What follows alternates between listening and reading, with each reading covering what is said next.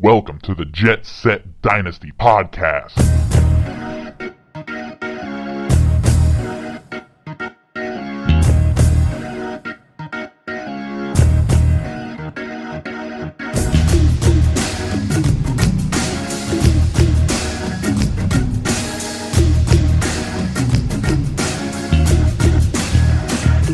Here are your hosts, Jordon Nutter and Josh Bear. Welcome, ladies and gentlemen, to the first ever Jet Set Dynasty podcast. I am your host, Jordon Nutter. You can find me on Twitter at DynastyNut, that's nut with two T's. And I am joined, as always, by my co-host. My name is Joshua Bear, aka JB. You can find me on my Twitter at JBear60, B-A-Y-E-R, as in the aspirin, not affiliation. Let's get this thing started. Okay, so first things first about me and Josh. We actually create and manage superfantasybros.com, a website. It's a directory to all the fantasy football content on the web. So if you go and check us out, we have a full page just for the podcast. There you can see our Twitter feeds and podcast notes. So when you get a chance, go on, just take a look, see if you like it. So we're going to get started today. Every show, we're going to start with covering some recent news. Stuff that's important to you and your dynasty team. It might affect some player values somewhat significantly.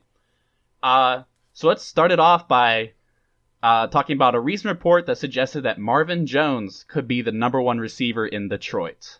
Josh, what do you think of this? Marvin Jones, since he was in Cincinnati, I thought he was a decent player, nothing too spectacular. I'm afraid with Marvin Jones, we're going to have a backwards of what I call the Michael Crabtree problem, which is a guy who can't be a wide receiver 1, but I think does well as a wide receiver 2. Looking at his days in San Francisco, struggled mightily with the wide receiver 1 role, but as soon as he goes to Oakland and has Amari Cooper and now lets him take off that much harder coverage with the cornerback 1, he was able to flourish. If you look at his numbers on Player Profiler, a website that we'll be soon reviewing, all of his efficiency numbers are really down the middle. As like a solid wide receiver 2, like number 67, 97, 51, 36, 41. The best thing he had was contested catch rate, which was number 3 out of players, but that was only with 18 targets. But what I have seen watching him, I do like his hands. I do like, he doesn't catch with his body as much. I think he's a good wide receiver 2. Wide receiver 1, I just don't think the Lions are going to be able to succeed with that.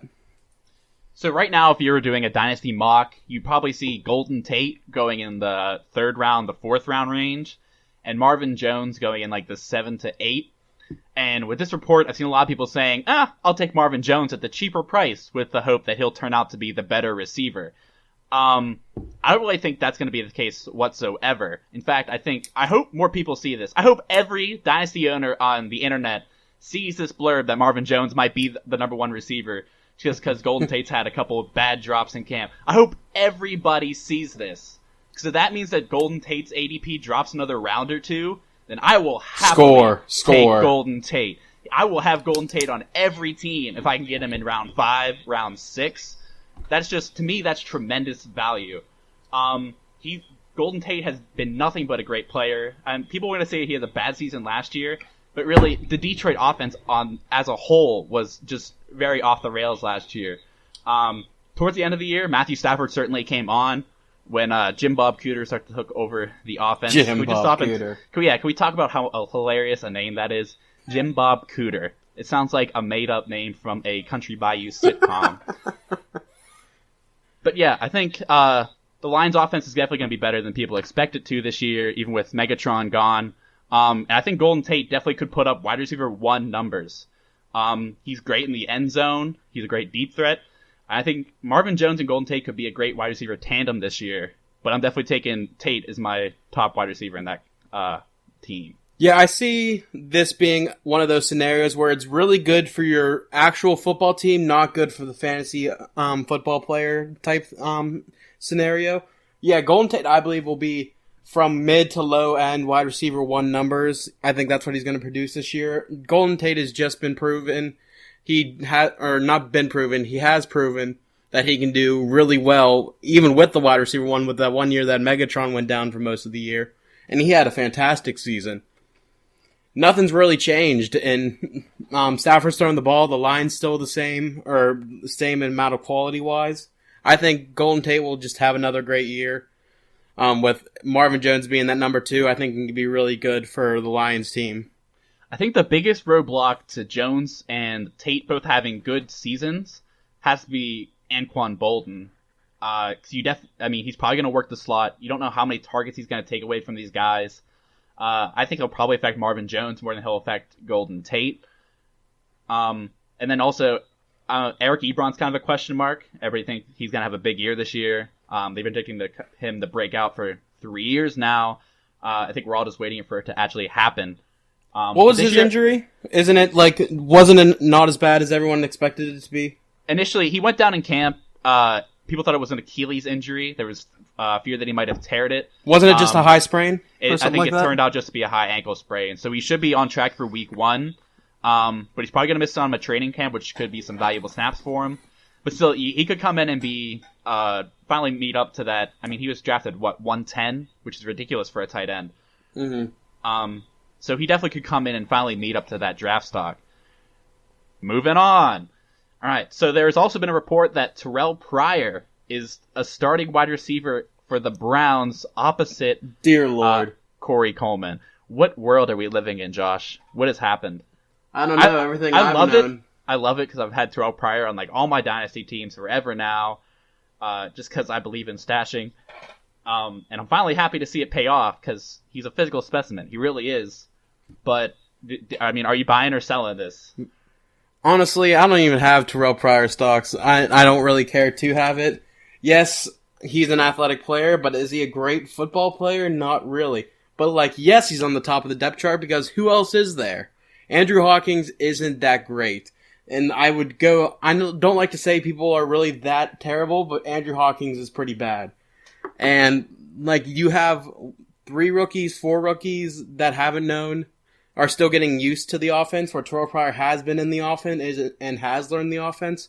So it's just, and Josh Gordon's still serving the 4-game suspension. Who else is there?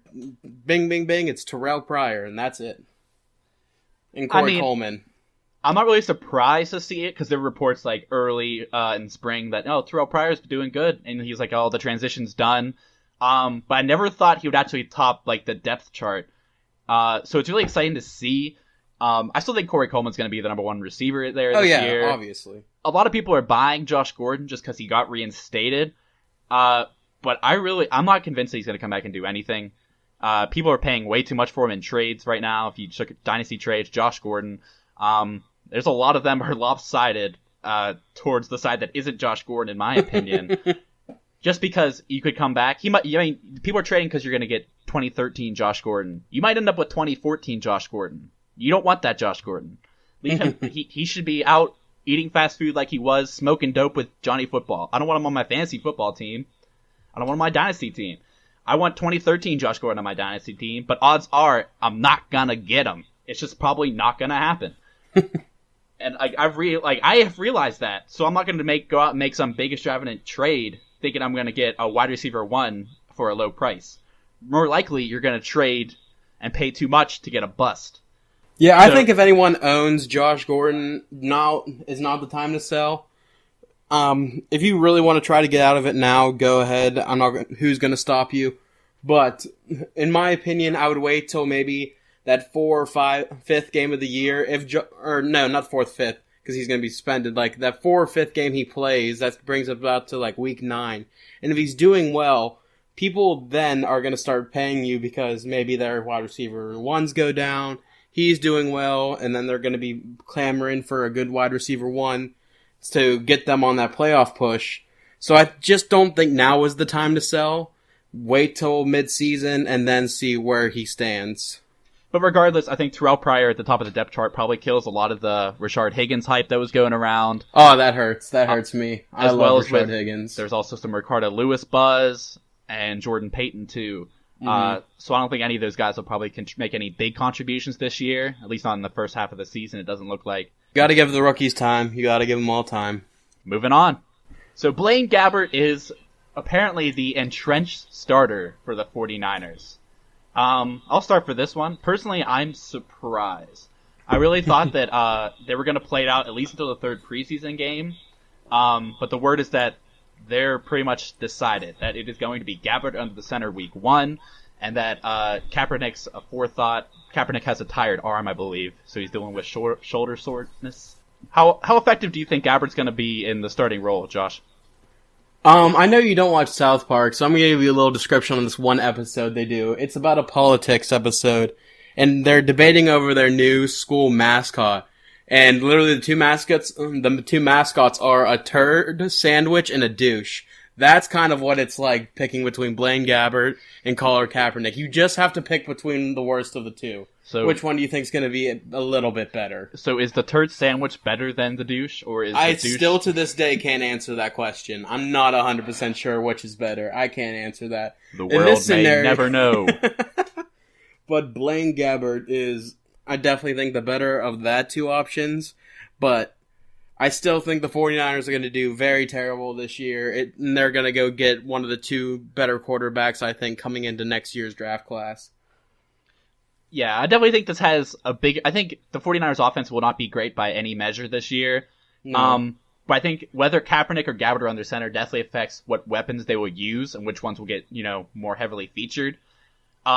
So Gabbert under center, I would expect to see more passes going towards Bruce Ellington and Sean Drawn, whereas if Kaepernick was under center, you might see more deep balls.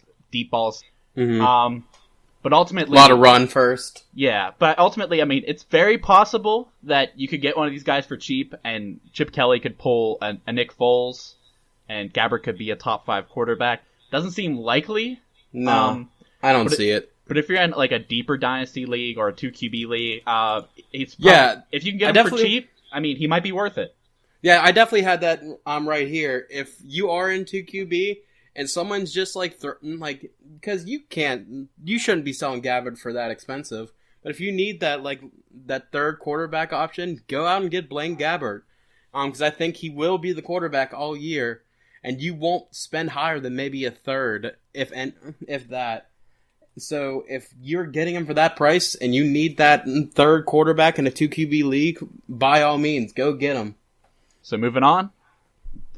So there's a report saying that Tyler Higbee is impressing at Rams camp.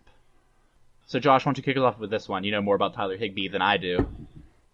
Tyler Higbee was my second favorite tight end coming out of this year's draft class, next to Hunter Hearst Henry, the Triple H. Not really, the little Triple H joke.